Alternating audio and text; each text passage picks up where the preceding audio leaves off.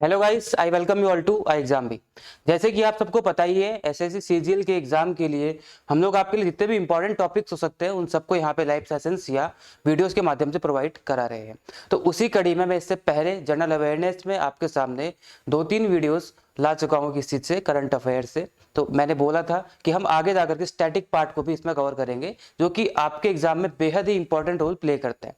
तो उसी कड़ी में आज हम लोग बात करेंगे माउंटेन्स यानी कि पर्वतों को लेकर के, जो कि एक हम स्टैटिक पार्ट के नजरिए से देखेंगे, क्योंकि ये ज्योग्राफी का पार्ट भी है, साथ ही साथ स्टैटिक पार्ट में आता ही आता है ऑब्वियसली। तो हम लोग इसको स्टैटिक पार्ट के नजरिए से देखना शुरू करेंगे। और क्योंकि स्टैटिक जीके जो होता है एक बोरिंग सा टॉपिक लगता है बहुत सारे लोगों को, हम इसको थोड़ा इंटरेस्टिंग बना करके पढ़ने का ट्राई करेंगे। तो अपने वीडियो को शुरू करते हैं और हम लोग देखते हैं माउंटेन्स को। तो माउंटेन्स से हम लोग बात करते हैं तो सबसे पहले आपको क्या याद आता है? माउंटेन्स में एक बेसिक सी चीज जहां से क्वेश्चन बनता ही बनता है, वो होता है वैगनर्स कॉन्टिनेंटल थ्योरी। इसको समझने से पहले हम लोग बात कर लेते, थोड़ा इससे पीछे चलते हैं कि इस थ्योरी का इजाद कहाँ से हुआ, ये थ्योरी आई कैसे सामने, किस चीज को बेस बना करके थ्योरी को पेश किया गया वैगनर के द्वारा। तो सबसे पहले जानते हैं, एक शब्द मैं आपको बताता हूँ, उस शब्द का नाम क्या है? पैलियोमैग्नेटिज्म। ठीक है, आप हिंदी इंग्लिश वाले दोनों इसको ऐसे ही पढ़ेंगे, पैलियोमैग्नेटिज्म बोलते हैं। अब ये पैलियोमैग्नेटिज्म क्या होता है? हमारी जो पृथ्वी है, बहुत साल पहले ऐसा माना जाता है कि सारे का जितना भी लैंड मास आपको अलग अलग, जितना भी सरफेस है, जितने भी धरातल है, आपको अलग अलग कॉन्टिनेंट्स में या महाद्वीप में बटी हुई दिखाई देती है, पहले कुछ इस तरीके से था। अब जब इस तरीके से था तो इसमें कुछ चट्टाने, रॉक्स, सब चीजें होती है ऑब्वियसली। तो इन सब की स्टडी कि उसमें किस किस तरीके के चुंबकीय गुण पाए जाते हैं, कौन कौन से मैग्नेटिक प्रॉपर्टीज पाई जाती है उन सारे चट्टानों में, उन सभी की स्टडी किसमें की जाती है? पैलियोमैग्नेटिज्म में की जाती है। ये साइंस या विज्ञान की एक ब्रांच होती है जिसमें हम लोग चट्टानों का अध्ययन करते हैं। तो बहुत साल पहले ऐसा माना जाता है कि पूरा का पूरा लैंडमास इस तरीके से एकत्रित था, जहां पे हमारा जो भारतीय महाद्वीप है, भारतीय उप महाद्वीप आज के टाइम में बोल सकते हैं, जो इंडिया है, यहाँ पे लाया करता था। और इंडिया के साथ साथ ऑस्ट्रेलिया, अंटार्कटिका, अफ्रीका, ये सारे जुड़े हुए थे। तो इस पूरे हिस्से को क्या बोला जाता था? जो इतना हिस्सा क्या दिख रहा है आपका, ये था आपका गोंडवाना लैंड। ठीक है, GL मतलब गोंडवाना लैंड कहलाता था। तो वैगनर ने एक थ्योरी पेश करी इन सबके ही बारे में, किसको बेस बना करके? पैलियोमैग्नेटिज्म को बेस बना करके। मैंने आपको बता दिया पैलियोमैग्नेटिज्म क्या होता है। तो इसको बेस बना के एक थ्योरी पेश की गई। उन्होंने इसमें क्या बताया कि बहुत साल पहले, लाखों करोड़ों साल पहले, सारा का सारा लैंडमास इस तरीके से था जो आपको यहाँ पे दिखाई दे रहा है, लेकिन इनके बीच में धरातल पे कन्वेक्शनल करंट यानी कि संवहनीय धाराएं लगातार होते रहती है। तो उसी की वजह से क्या हुआ, यहां से इनके बीच में कन्वेक्शनल करंट बही, उसके बाद इसमें क्या हुआ, जो इंडिया वाला हिस्सा है ये नॉर्थ की तरफ बहना शुरू हो गया। तो ये नॉर्थ की तरफ आना शुरू हुआ, इस तरीके से ऊपर आपको यूरेशिया दिख रहा है, ये नीचे की तरफ आना शुरू हुआ। तो जब ये ऊपर की तरफ गया और ये नीचे की तरफ आया तो यहाँ पे कहीं आपस में टकरा गए। जब ये यहाँ पे टकराते हैं आपस में, तो टकराने के बाद आपको पता होना चाहिए, कोई भी चीज अगर मान लो यहाँ पे है, आप इस पे एक फोर्स यहाँ से एक फोर्स यहाँ से लगाएंगे तो ये हल्का सा ऊपर की तरफ उठना शुरू हो जाएगा, हल्का सा इस पे फोर्स ऊपर की तरफ लगेगा।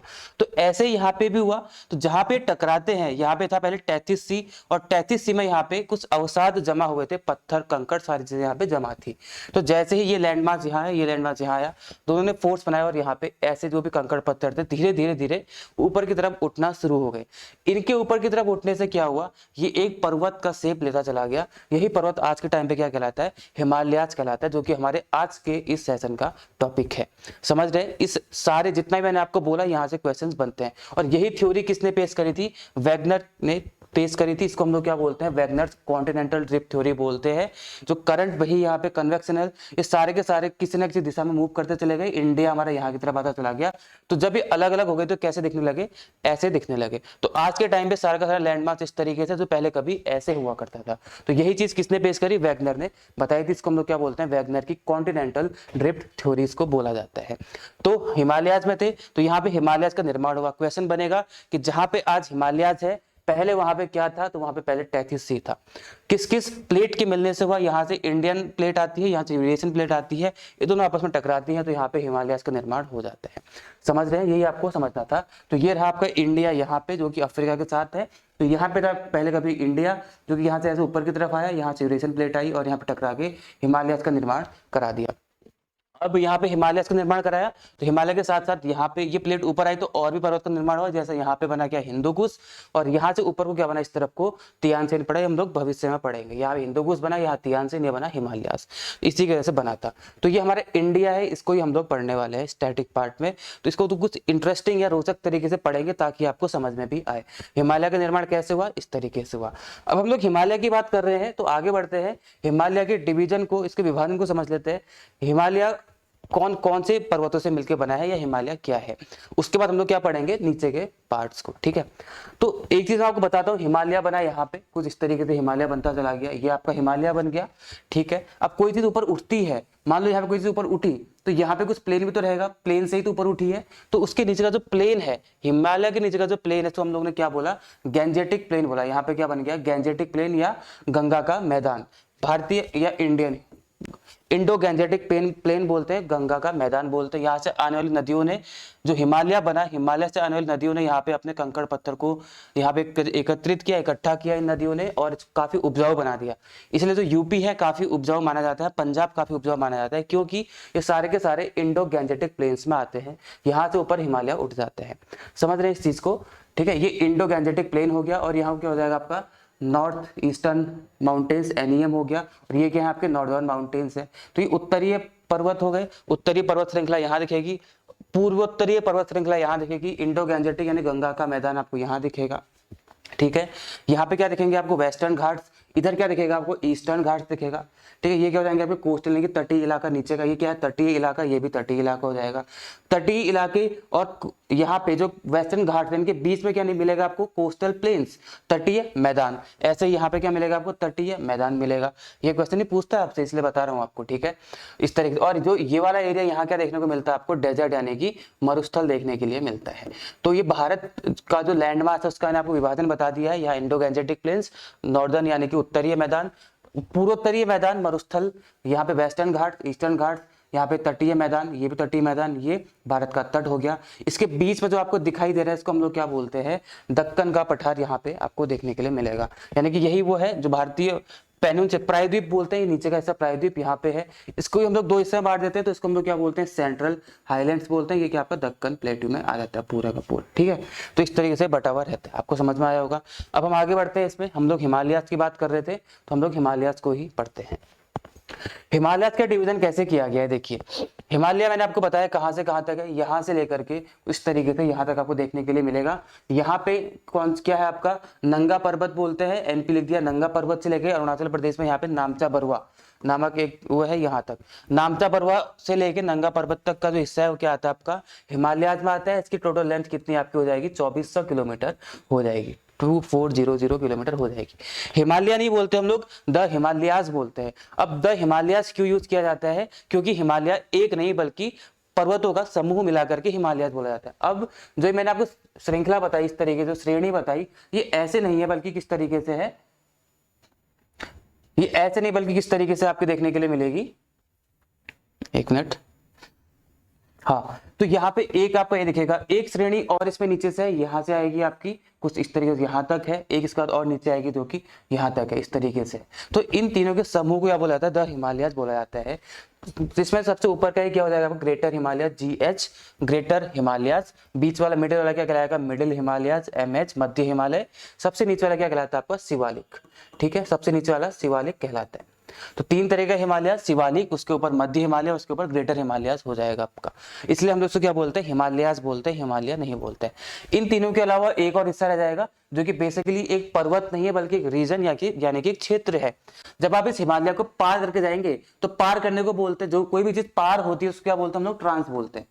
कोई भी चीज किसी चीज के पार होती है तो उसको ट्रांस बोलते हैं। तो किसके पार है, हिमालयाज के पार है, तो क्या बोलेंगे हम लोग, ट्रांस हिमालयाज बोलेंगे। तो इन हिमालयाज के पार का रीजन क्या है आपका, ट्रांस हिमालयाज आ जाता है, जिसमें आपका तिब्बत का प्लेटो वगैरह आपको देखने के लिए मिलता है। तो ट्रांस हिमालयाज, उसके बाद आपके ग्रेटर हिमालयाज, फिर मिडिल हिमालयाज यानी कि मध्य हिमालयाज, फिर आपका शिवालिक देखने के लिए आपको मिल जाएगा, ठीक है। अब इसमें देखते हैं हम लोग, सबसे पहले किसको देखेंगे, इसको, यानी कि ये क्या हमारा ग्रेटर हिमालयाज यानी कि सबसे बाहर वाला जो आपका हिमालय है वो, ठीक है। तो देखते हैं ग्रेटर हिमालयाज को, ये आपका ग्रेटर हिमालय है। तो इसमें देखेंगे ग्रेटर हिमालय से जब हम लोग बात करते हैं तो यहाँ पे आपका नेपाल है, यहाँ पे क्या देखने को मिलेगा आपका माउंट एवरेस्ट। माउंट एवरेस्ट की हाइट कितनी है? माउंट एवरेस्ट की हाइट 8,848 इतनी थी, लेकिन अब इतनी नहीं है। कुछ टाइम पहले चाइना और नेपाल ने मेजर किया, उसको बताया कि इसकी हाइट 0.86 बढ़ चुकी है। वर्तमान हाइट क्या? 8,848.86 मीटर इसकी हाइट आपको देखने के लिए मिलेगी। ये आपका क्या माउंट एवरेस्ट है। यहाँ पे आपका अन्नपूर्णा और धौलागिरी और अन्नपूर्णा, ये भी कहाँ पे आपके हिमालयाज में, कौन से हिमालयाज में? ग्रेटर हिमालयाज में। माउंट एवरेस्ट, धौलागिरी और अन्नपूर्णा नेपाल में है, और कहाँ पे? ग्रेटर हिमालयाज में है। यहाँ पे क्या है? सिक्किम। सिक्किम में आपको क्या देखने के लिए मिलेगा? कंचनजंगा। यहाँ पे क्या आपका? कंचनजंगा, केजे यानी कि कंचनजंगा, जो कि इंडिया में है। माउंट एवरेस्ट विश्व की सबसे ऊंची चोटी, जो कि हिमालयाज में 8,848.8 से। केजे यानी कंचनजंगा, जो कहाँ पे? सिक्किम में है। ये कहाँ पे आएंगे? आपके ग्रेटर हिमालयाज की इंपॉर्टेंट चीजें बता रहा हूँ वही, तो यहाँ पे आ जाएगा, ठीक है। उसके बाद नीचे आओगे तो यहाँ पे क्या मिलेगा आपको? मिडिल हिमालयाज मिलेगा, ठीक है। ये क्या है आपका? मिडिल हिमालयाज। मिडिल हिमालयाज में आपको क्या याद रखना है? पीर पंजाल, PRP, यहीं से क्वेश्चन बनेगा बस। पीर पंजाल आपको कहाँ पे देखने को मिलेगा? हिमाचल और यहाँ पे जम्मू कश्मीर, इसके बॉर्डर पे, हिमाचल और जम्मू कश्मीर के बॉर्डर पे क्या मिलेगा आपको? पीर पंजाल देखने के लिए मिल जाएगा। सॉरी, पंजाब और इसके बीच में, पंजाब और हिमाचल के, पंजाब और जम्मू कश्मीर के बॉर्डर पे क्या देखने को मिलेगा? पीर पंजाल देखने को मिलेगा।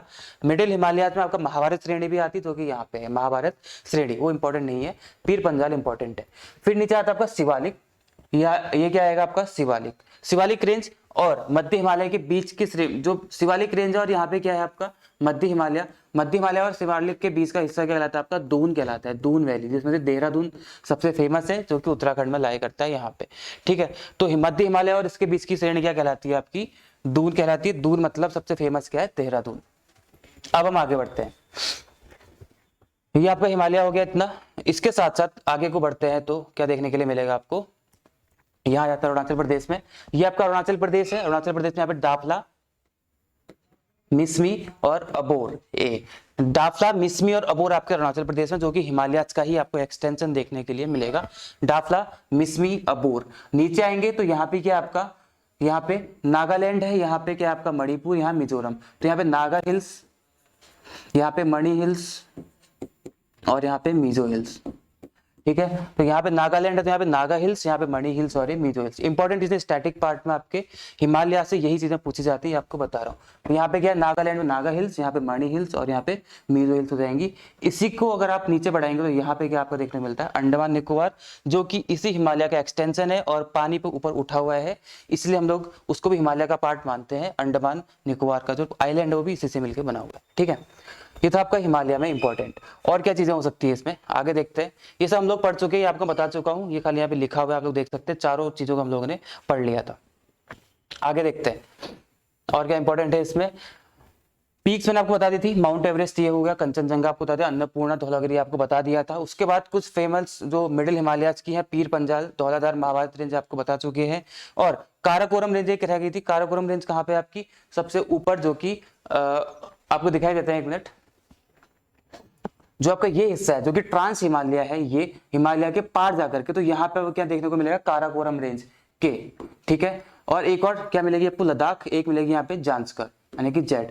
काराकोरम, लद्दाख और जांस्कर रेंज कहाँ पे आपकी? काराकोरम, लद्दाख, जांस्कर, ये आपकी ट्रांस हिमालयाज में। काराकोरम, लद्दाख और जांस्कर। काराकोरम सबसे ऊंची चोटी K2 यहाँ पे, K2 मतलब के मतलब काराकोरम। K2 कहाँ पे आपकी?